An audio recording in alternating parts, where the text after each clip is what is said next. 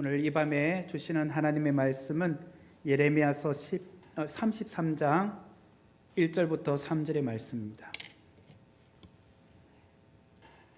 예레미야서 33장 1절부터 3절입니다. 예레미야서 33장 1절부터 3절인데요. 제가 갖고 있는 성경으로는 1105페이지입니다. 제가 봉독해 드리겠습니다. 예레미야가 아직 시위대 뜰에 갇혀 있을 때에 여호와의 말씀이 그에게 두 번째로 임하니라. 이르시되 이를 행하시는 여호와, 그것을 만들며 성취하시는 여호와, 그의 이름을 여호와라 하는 이가 이와 같이 이르시도다.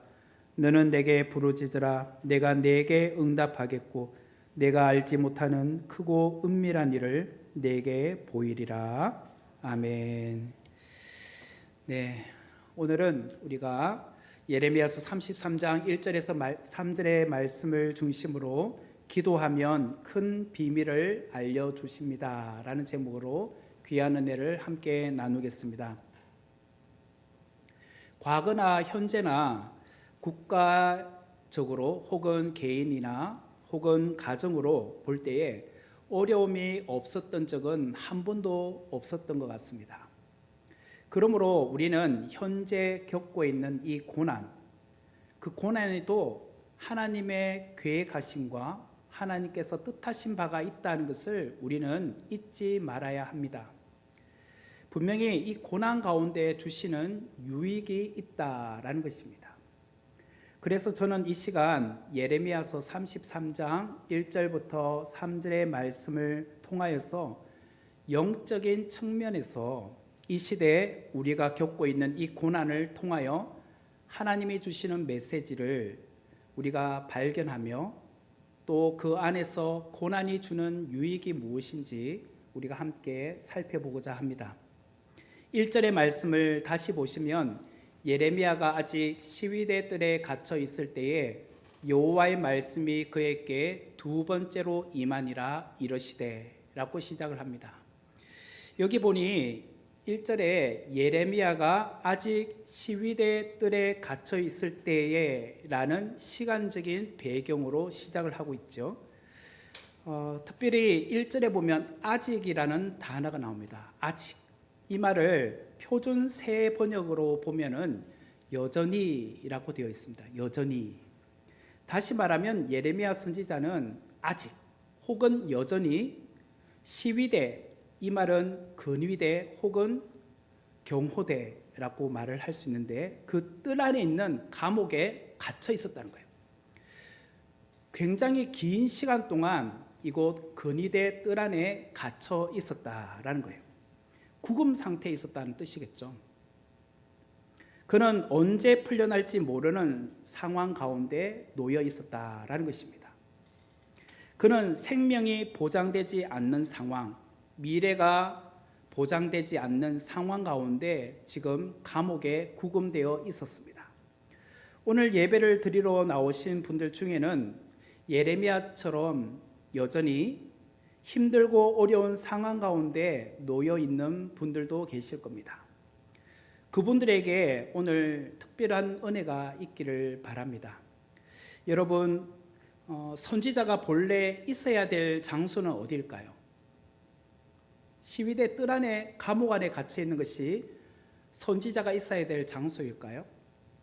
원래 선지자가 있어야 될 장소는 성전입니다. 하나님의 성전.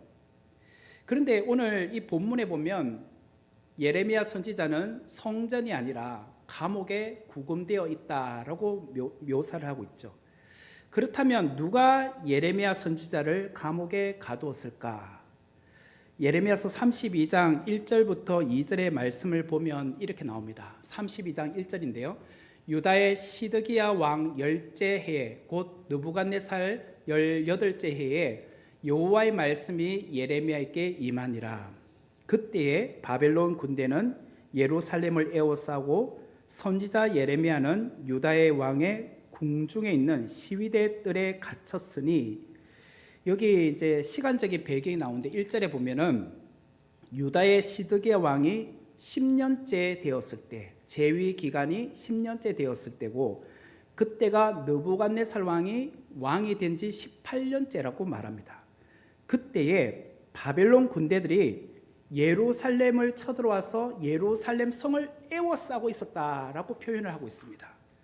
그런데 그때 예레미야 선지자는 유다 왕, 곧 시드기야를 말하겠죠. 그 왕의 궁중에 있는 시위대 뜰 안에 갇혀 있었다라고 표현을 하고 있습니다. 다시 말하면 누가 예레미야 선지자를 가두었을까요? 바벨론입니까? 시드기야 왕입니까? 당연히 시드기야 왕이죠.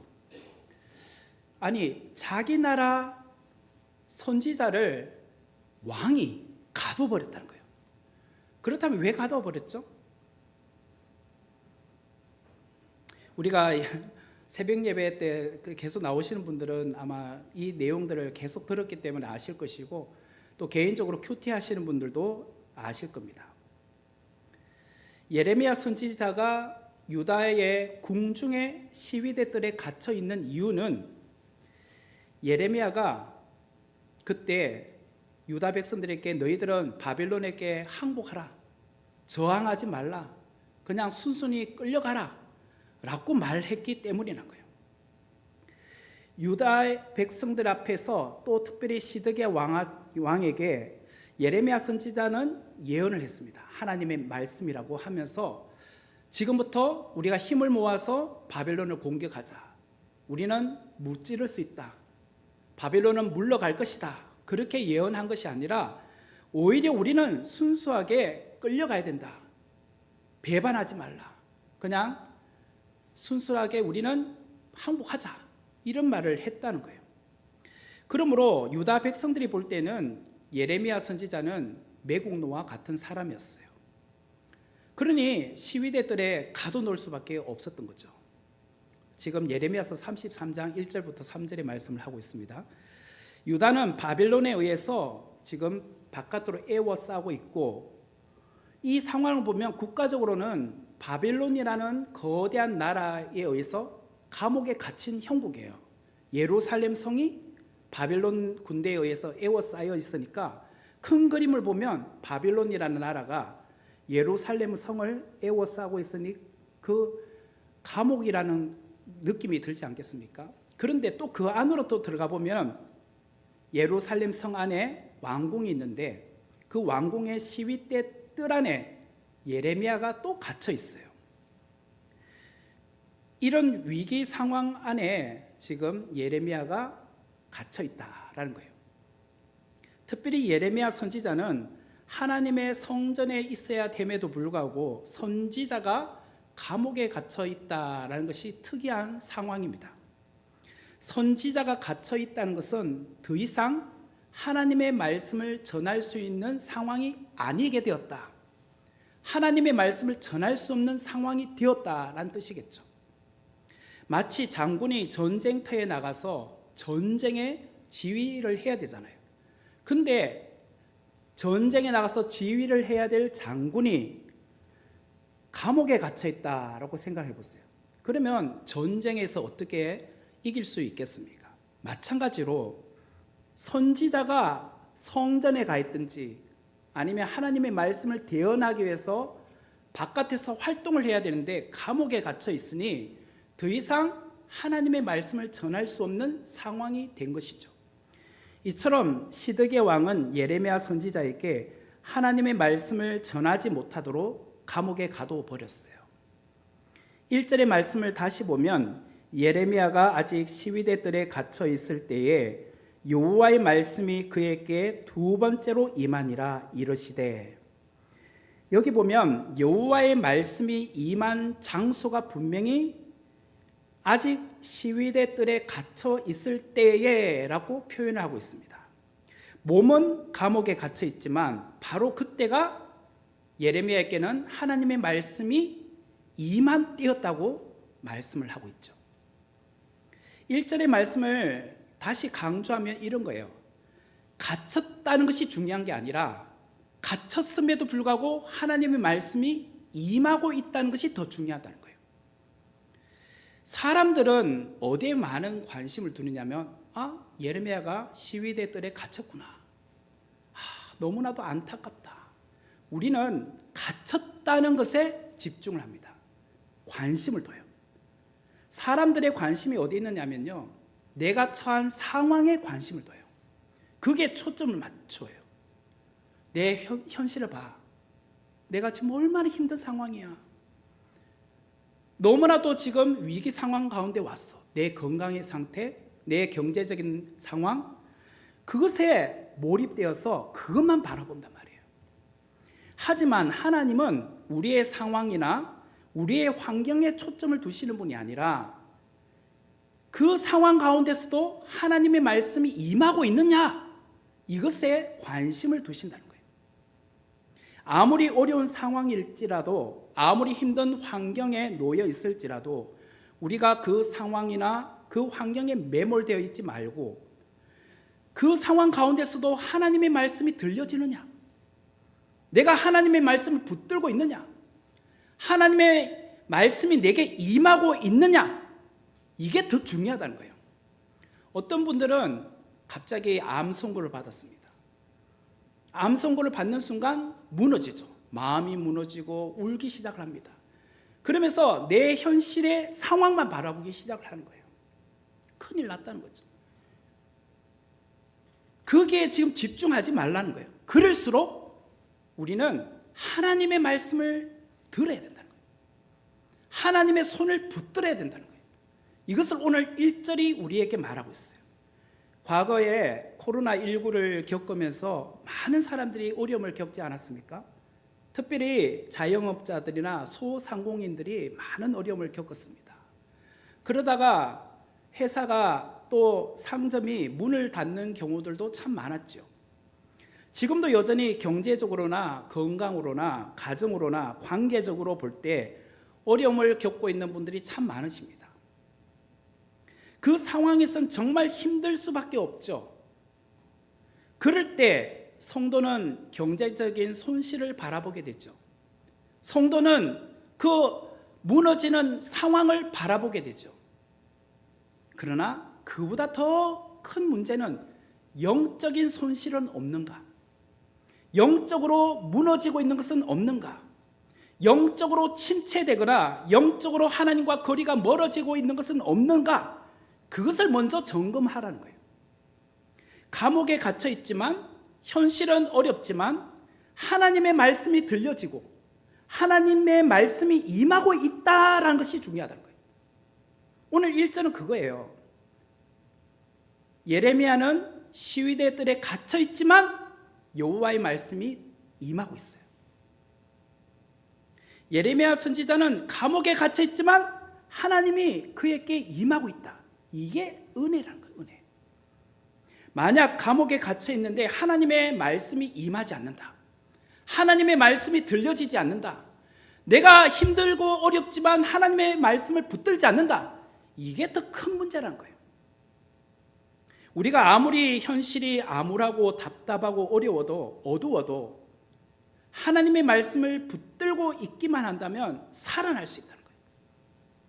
만약 현실의 상황도 어려운데 하나님의 말씀도 붙들지 않고 하나님의 말씀이 임하지도 않고 하나님의 말씀이 주시는 은혜도 없이 살아가고 있다면 그보다 더 힘든 상황은 없다는 거예요. 어떤 분은 어려움이 와도요, 그럴수록 더 하나님 말씀을 붙들어요. 그런 사람이 살아갈 수 있는 거예요. 그런 사람이 그 고난을 극복할 수 있는 힘이 있다는 거예요. 그러므로 나의 어려운 상황보다 더 중요한 것은 하나님의 말씀이 내게 임하고 있는지를 늘 확인하시라는 거예요.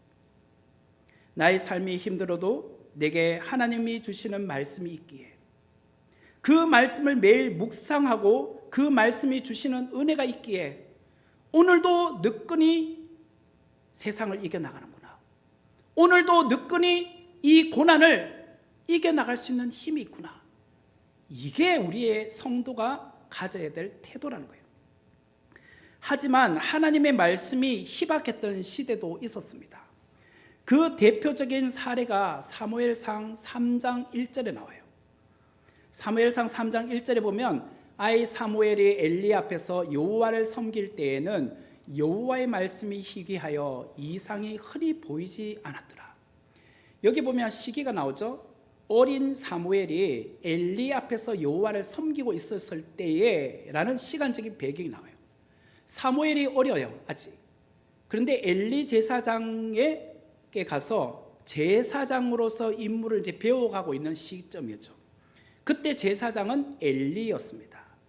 그런데 이 엘리 제사장은 이스라엘의 영적 지도자였음에도 불구하고 그의 영적인 상태가 어떠했느냐? 사무엘상 3장 1절에 여호와의 말씀이 희귀하여서 이상이 흔히 보이지 않았다고 말해요. 여호와의 말씀이 희귀했다. 이게 뭐예요? 하나님의 말씀이 잘 들려지지 않았다는 거예요. 선지자가, 제사장이 하나님의 말씀에 대해서 희귀하면 되겠습니까? 오늘날 목사가 하나님의 말씀에 대해서 깨우침이 없고 하나님의 말씀을 듣지 않고 그 영적인 안목이 없으면 어떻게 되겠습니까? 어떻게 성도들을 이끌어갈 것이며 어떻게 국가를 이끌어갈 수 있겠습니까? 영적으로 어두웠던 시대가 바로 엘리 제사장이 다스렸던 시대였다는 거예요. 그러므로 내가 지금 어떤 상태에 있는가? 내가 지금 어떤 어려운 상황에 있는가? 여기에 집중하지 마십시오. 이것을 중요하게 보지 마시라는 거예요. 더 중요한 것은 여호와의 말씀이 내게 임하고 있는가? 여호와의 말씀이 임함으로 내가 그 말씀으로 순종함으로 따라가고 있는가? 아무리 힘들고 어려워도 여호와의 말씀을 듣는 훈련이 더 필요하다는 거예요. 그렇기 때문에 최악의 상황이 무엇인가? 눈앞에 펼쳐진 어려운 상황이 아닙니다. 눈앞에 지금 건강의 위기가 왔습니다. 눈앞에 어떤 경제적인 어려움이 왔습니다. 눈앞에 어떤 지금 생각지도 않았던 어떤 사고가 났습니다. 그때 말씀이 끊어지는 것이 더 위험한 거예요. 말씀이 끊어지는 상황이 열려지면 안 되는 것입니다. 재정적인 어려움은 언제든지 올 수 있고 건강의 어려움도 언제든지 우리에게 찾아올 수 있습니다. 하지만 그럴 때 기도하지 않는다. 그럴 때 하나님과의 관계가 교제가 끊어졌다. 이게 더 큰 위기라는 거예요. 아무리 힘들어도 하나님의 말씀이 임하면 희망이에요. 우리는 어려운 문제를 당하면 그 문제 넘어 일하시는 하나님의 말씀을 기대하라는 거예요. 하나님이 역사하실 거라고 믿으라는 거예요. 본문으로 다시 돌아서 보면 말씀이 시위대 뜰에 갇혀 있었던 예레미야 선지자에게 임하고 있습니다. 그는 지금 감옥에 갇혀 있는 힘든 시간을 보내고 있죠. 그때에 하나님께서 예레미야 선지자에게 찾아오셨어요. 그리고 말씀을 하셨어요. 말씀을 통하여 예레미야가 다시 일어나기 시작을 했습니다. 그게 영적으로 침체되지 않을 수 있었던 힘은 여호와 하나님이 임하고 있었기 때문에 영적으로 침체되지 않을 수 있었다는 거예요. 지금 여러분의 삶이 시위대들에 갇혀 있는 형국이십니까? 지금 여러분의 삶 속에 처한 상황이, 환경이 마치 감옥에 갇힌 것처럼 어려운 상황 가운데 놓여 있습니까? 그때 내가 간절하게 구할 것은 하나님의 말씀이 내게 들려지게 하여 주옵소서. 내가 상황을 보지 않겠습니다. 내가 현실만 바라보며 묵상하지 않겠습니다. 말씀을 붙들겠습니다. 말씀을 기대하겠습니다. 말씀이 성취될 줄 믿습니다. 이것이 더 중요하다는 거예요. 오늘 여러분이 힘든 상황 가운데서도 왜 이 자리에 나오셨습니까? 왜 예배의 자리, 기도의 자리에 앉아 계십니까? 그것은 하나님의 말씀을 듣기 위함이 아닙니까? 내 현실은 비록 시위대 뜰에 갇혀 있지만 내 상황과 내 환경은 힘들지만 그 현실의 상황에 매몰되지 않고 내가 살아갈 소망은 오직 예수 그리스도 한 분, 그분에게만 있다. 그 말씀을 들어야지만 난 오늘도 숨 쉴 수 있다. 난 오늘도 막힌 혀를 뚫을 수 있다. 답답함을 해결할 수 있다. 그것 때문에 나온 거 아니겠습니까? 그러므로 주여 이 시간 우리에게 말씀을 들려주옵소서. 그 말씀이 내게 임함으로 은혜가 있게 하여 주옵소서. 제가 하나님의 말씀을 듣기를 원합니다. 그 마음으로 오늘 이 자리에 앉아 있어야 된다는 거예요. 그러므로 우리가 어려운 문제를 당면할 때에 우선적으로 하나님의 말씀이 임하기를 사모하고 기도하십시오. 상황에서 벗어날 수 있는 가장 먼저 해야 될 일은 하나님 말씀이에요. 하나님 말씀. 세상 사람들은 현실만 바라볼 수 있겠죠. 그러나 성도는 달라야 됩니다. 똑같은 상황이라 할지라도, 어려운 상황이라 하더라도 성도는 그럴수록 말씀을 붙들어야 돼요. 말씀을 들어야 돼요. 그래서 여러분들이 힘들고 어려울 때일수록 교회에 오셔야 돼요. 말씀을 들으러. 힘들고 어려울 때일수록 기도의 자리를 찾으셔야 돼요. 하나님의 말씀이 감옥에 갇혀 있었던 예레미야에게 임했습니다. 그 하나님의 말씀이 무엇이었을까요? 예레미야서 33장 3절 말씀에 보면 이렇게 나오죠. 너는 내게 부르짖으라. 내가 내게 응답하겠고 내가 알지 못하는 크고 은밀한 일을 내게 보이리라. 너무나도 우리가 잘 아는 본문입니다. 하나님께서 예레미야에게 주신 말씀은 내가 알지 못하는 크고 은밀한 일을 내게 보이리라고 말씀을 하셨어요.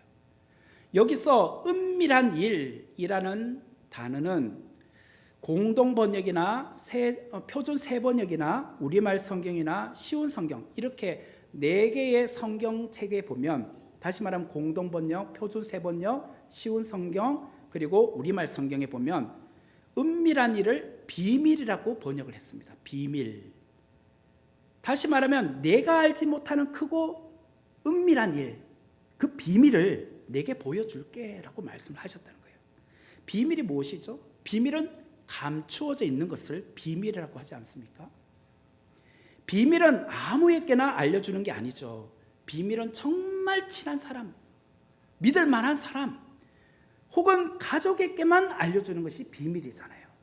그래서 우리는 흔히 진짜 친한 사람, 믿을 만한 사람에게 어떻게 말해요? 이건 비밀인데 너는 나의 절친이니까 너에게만 알려줄게. 다른 사람한테 절대로 말하지 마. 비밀이야. 그래놓고 또 그 사람 또 다른 사람 일단은 비밀이라고 하잖아요. 비밀이라고. 그런데 비밀이라고 하는 그 순간부터 비밀이 안 됩니다. 어떻게 됐든 너는 나랑 정말 친하기 때문에 비밀이야. 너에게만 알려줄게. 그렇게 말해요. 이거는 아무나 알아서는 되지 않는다는 거잖아요. 그게 비밀 아닙니까? 근데 지금 하나님이 예레미야 선지자에게 말해요. 속삭이면서 이거 있잖아 예레미야야. 내가 너에게만 청기를 알려줄게. 이건 비밀이야. 절대로 다른 사람에게 청기 누설하지 마. 이런 말이에요. 지금. 하나님이 비밀 지키라고 하면 하나님은 비밀 지키시겠지만 예레미야야, 이거는 내가 너에게만 알려주는 비밀이야. 다른 사람에게는 절대로 알려주지 마. 이 말을 하셨단 말이에요. 하나님께서 예레미야에게 비밀을 알려주신다는 것 자체가 사랑한다는 뜻이 아닐까요? 얼마나 예레미야 선지자를 사랑하면, 얼마나 예레미야 선지자를 가까이 여겼으면 예레미야 선지자는 지금 시위대 뜰에 갇혀 있는데 그에게 오셔서 말씀하신 거예요. 내가 너에게 비밀을 알려줄게. 이 말을 들었을 때 예레미야의 마음은 어땠을까요? 와, 하나님이 다른 사람도 아니라 나에게 그 비밀을 알려주시다니. 내가 알지 못하는 크고 은밀한 일을 다른 사람은 아니라 내게만 보여주시다니. 얼마나 힘이 났을까요? 아직도 여전히 시위대들에 갇혀있는 이 예레미야의 입장에서는 언제 이 감옥에서 나갈지 모르니 답답하고 힘들고 그런 자기 신세가 참 처량하잖아요. 그런데 하나님께서 내가 너에게만 알려주는 비밀이야 라고 했으니 그 이야기를 듣는 순간 하나님이 나를 정말 사랑하시는구나. 그 말을 듣고 아마 힘이 났을 것 같아요.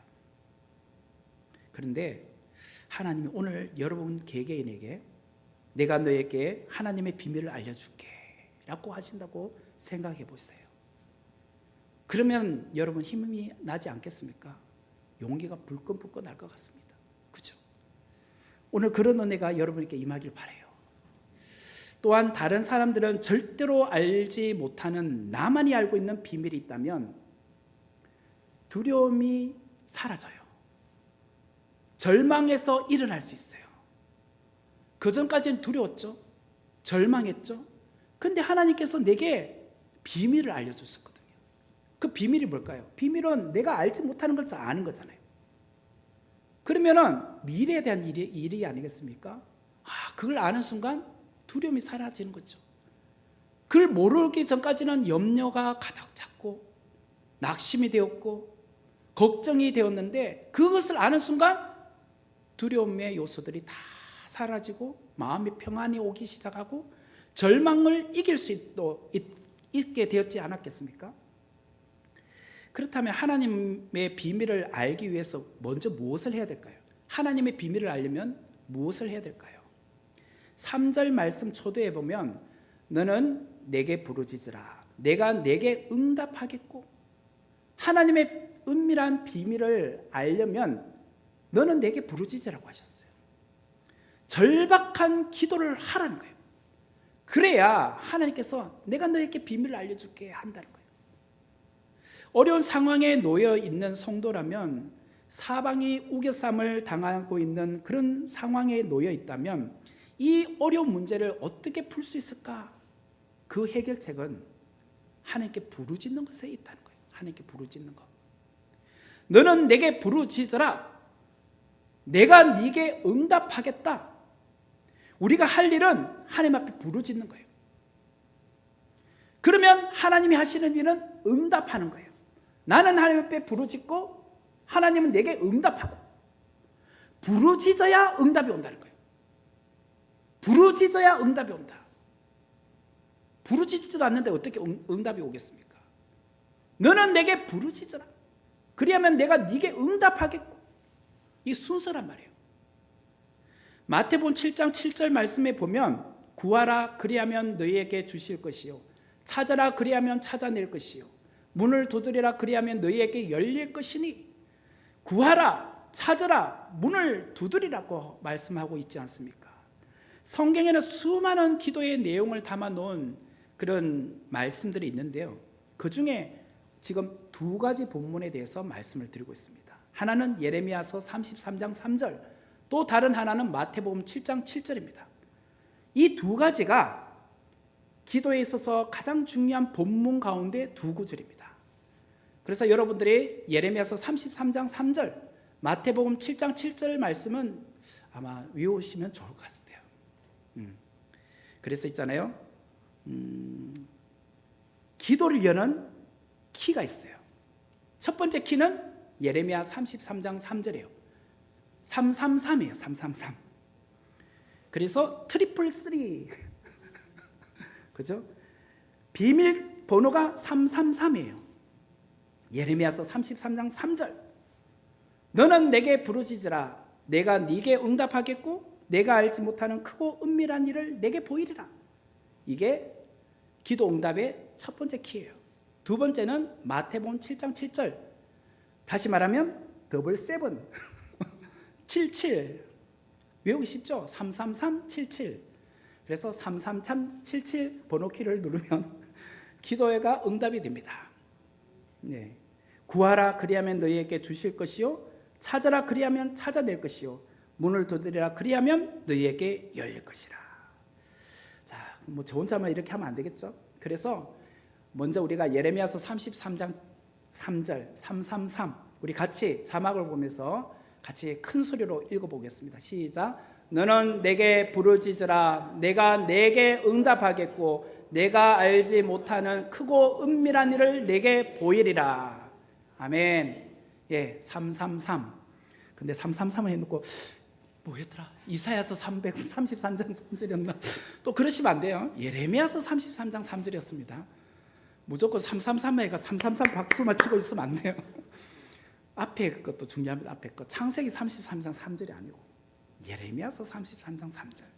자, 그 다음에 마태복음 7장 7절 자말 보시면서 큰 소리로 같이 읽겠습니다. 시작. 구하라 그리하면 너희에게 주실 것이요 찾으라 그리하면 찾아낼 것이요 문을 두드리라 그리하면 너희에게 열릴 것이니 아멘. 네, 이것도 요한복음 7장 7절이 아니라 마태복음 7장 7절입니다. 제가 이렇게 말하는 거는 그렇게 명확하게 외우시라는 거예요. 그죠? 하나님은 아무에게나 비밀번호를 안 알려줍니다. 예레미야서 33장 3절, 마태복음 7장 7절. 성경 읽는 분들은 다 이것을 다 알잖아요. 그런데 이것을 확신하고 믿고 구하면 하나님께서 여러분에게 응답을 주시는 거예요. 그처럼 우리가 하나님의 큰 비밀을 알면은 그 다음부터는 우리가 평안하겠죠. 마음이 참 이렇게 위로가 되겠죠. 사람들은 평안하고 일이 잘 될 때는 기도를 잘 안 하는 것 같아요. 걱정이나 염려가 있으면 그때서야 기도하기 시작을 하지 않습니까? 일이 잘 풀리지 않으면 기도하게 되죠. 왜 그럴 때 기도할까? 그거는 당연히 문제에 대한 해답을 내가 모르기 때문이에요. 내일에 대한 두려움이 있기 때문에 우리가 기도하는 겁니다. 그런데 하나님은 그 문제의 해답을 갖고 계시는 분이에요. 우리에게는 비밀로 감추어져 있는 것이지만 하나님께는 해답이 있는 거예요. 하나님은 그 큰 비밀을 우리에게 알려주시기 원하는데 문제는 좀 전에 말한 것처럼 내가 부르짖지 않기 때문에, 구하고 찾고 문을 두드리지 않기 때문이에요.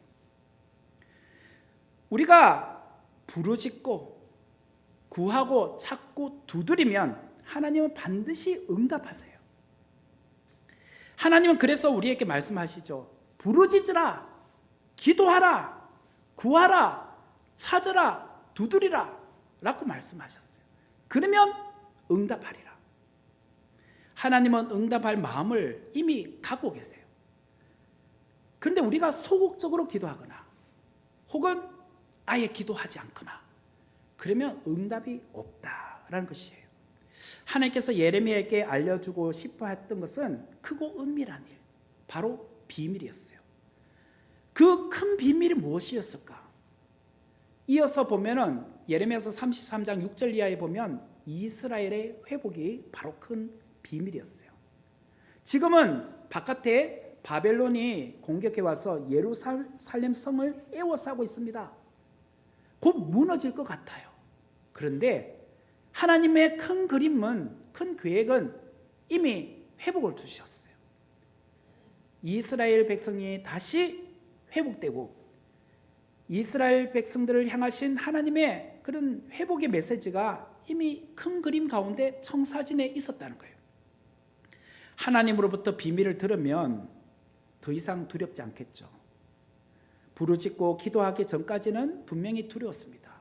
바깥에 지금 바벨론 제국이 쳐들어와서 포위하고 있는데 어떻게 될까?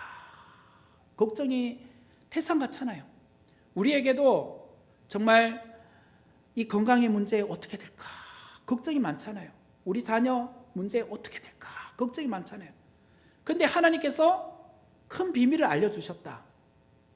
그래, 건강의 문제가 어떻게 해결될 것인지, 여러분의 자녀 문제가 어떻게 될 것인지, 앞으로 먼 훗날의 이야기를 타임머신 타고 가서 보여주셨다고 한다면 걱정이 안 되겠죠. 뭐 이미 그것을 봤으니 걱정, 두려움이 다 사라지겠죠.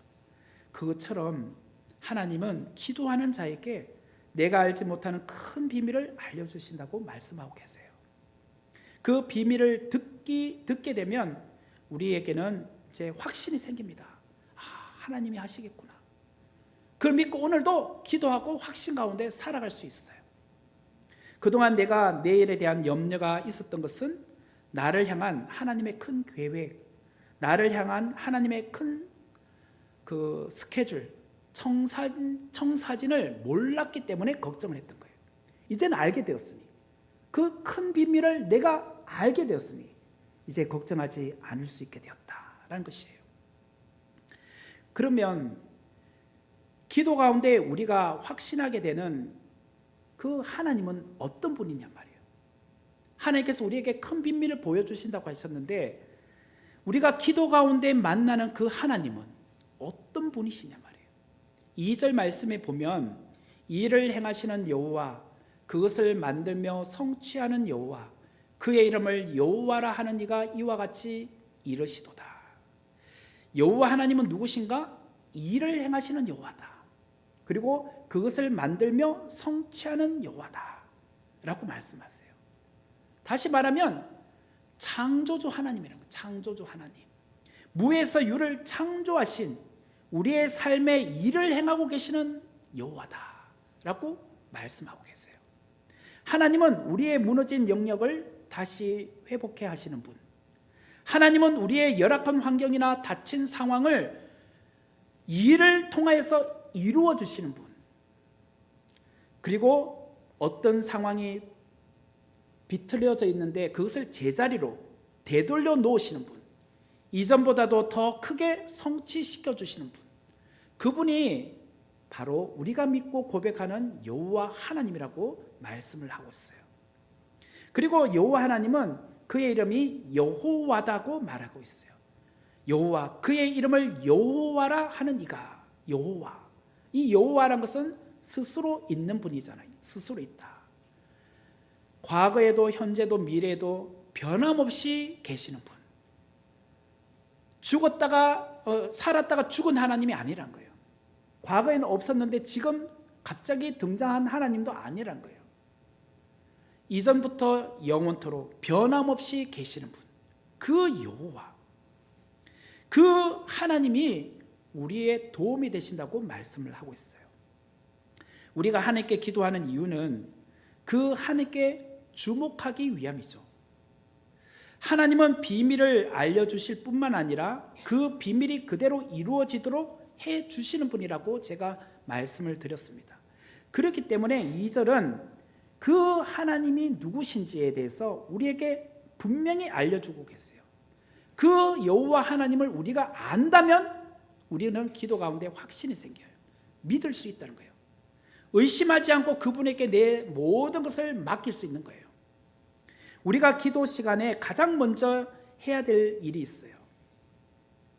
우리의 문제만 자꾸 나열하는 것이 아니라 기도 가운데 우리는 하나님을 먼저 묵상해야 돼요. 하나님, 내가 기도하고 있는 그 대상, 누구에게 기도하고 있는지, 그분이 어떤 분이신지 정확하게 알고 기도하는 것이 중요합니다.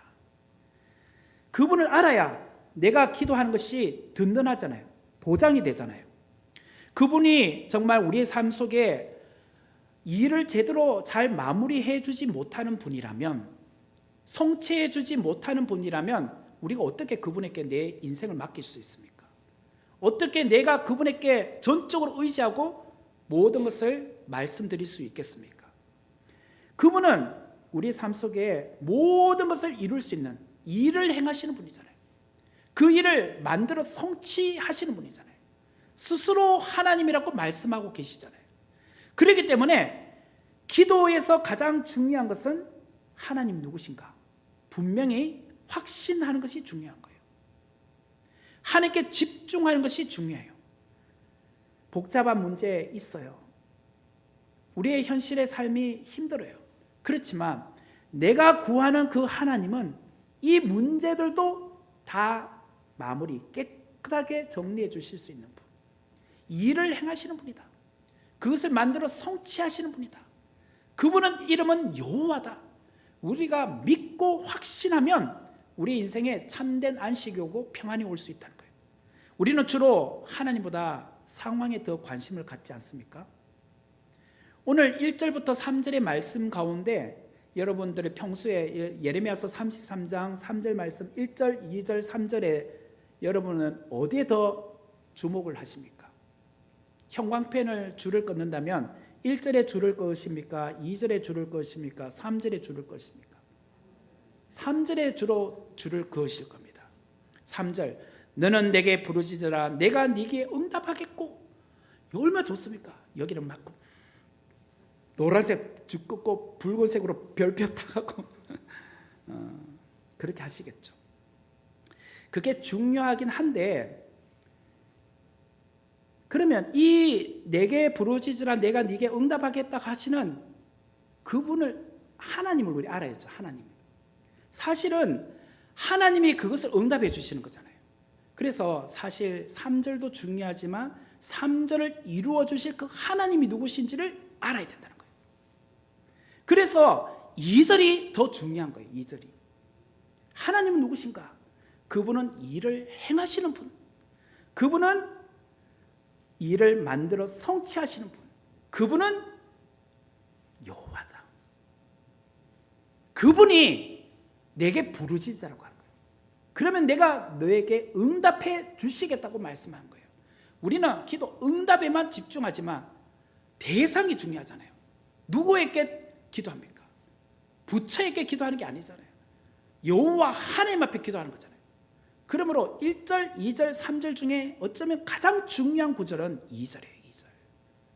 내가 기도하는 대상을 정확하게 알고 그분에게 기도해야 된다는 거예요. 하나님은 오늘 기도하러 나온 저와 여러분에게 말씀하고 있습니다. 기도할 때 나 여호와에게 주목하라. 나 여호와 하나님이 누구이신지 너는 분명히 알고 기도하라. 예루살렘의 운명은 적의 손에 있는 것이 아니라 여호와의 손에 있다. 하나님이 일하시면 능치 못할 일이 없다. 우리의 인생에도 하나님이 역사하시면 내게 지금 일어난 모든 어려운 문제도 다 해결할 수 있다. 이걸 믿고 기도하는 거예요. 시위대 뜰에 갇혀 있었던 예레미야에게 임하셔서 기도 가운데 큰 비밀을 알려주셨던 그 하나님은 오늘을 살아가고 있는 저와 여러분의 힘들고 어려운 문제, 그 가운데서도 하나님은 분명히 큰 비밀을 알려주기를 원하세요. 여러분 인생에 대한 큰 그림, 여러분 인생을 향한 큰 청사진, 계획을 알려주기를 원하세요. 그 큰 비밀을 알기 위해서 우리가 할 일은 부르짖는 거예요. 누구에게? 여호와 하나님에게. 그 하나님 앞에 부르짖으라는 거예요. 그러면 하나님께서 반드시 응답해 주세요. 우리가 고난 속에서 취해야 될 태도, 하나님 앞에 부르짖는 것이다. 예레미야서 33장 3절, 마태복음 7장 7절의 말씀을 붙들고 하나님께 기도하는 거예요. 성경에 수많은 믿음의 사람들의 공통점은 다 고난의 때가 있었습니다. 광야의 시간이 있었어요. 그때마다 그들은 하나님 앞에 부르짖었어요. 이 고난의 현실 가운데 매몰되어 있지 않고 그 고난을 넘어 일하시는 하나님, 그 일을 성취하시는 하나님을 바라보았던 거예요. 그러므로 오늘도 어려울 때일수록 하나님 앞에 우리는 기도하기를 힘써야 됩니다. 오늘 그 일을 위해서 여러분 나오지 않으셨습니까? 세상에서 6일간 열심히 일하고 사는 것도 중요합니다. 그러나 기도가 더 중요해요. 누구에게? 하나님 앞에. 하나님 앞에 기도하는 그만큼 하나님이 우리의 인생을 더 책임져 주시고, 하나님 앞에 우리가 더 간구하는 만큼 하나님은 우리에게 더 큰 것을 알려주세요. 그 하나님 앞에 오늘도 우리가 기도하러 나왔으니 힘써서 기도합시다. 특별히 이번 주 주일 VIP 초청 주일을 앞두고 우리가 더 간절하게 주님 앞에 기도함으로 나아가는 자 되기를 바랍니다. 같이 기도하도록 하겠습니다. 은혜로우신 하나님 감사합니다. 오늘 저희들이 주님 앞에 나와 기도하기를 원합니다. 그 기도의 대상 되시는 여호와 하나님 앞에 우리가 간절히 기도하기를 원합니다. 이 기도를 통하여서 하나님의 은밀한 계획들을 우리가 듣고 그 말씀을 붙들고 남은 인생 살아가게 하여 주옵소서. 예수님의 이름으로 기도하옵나이다. 아멘. 우리 같이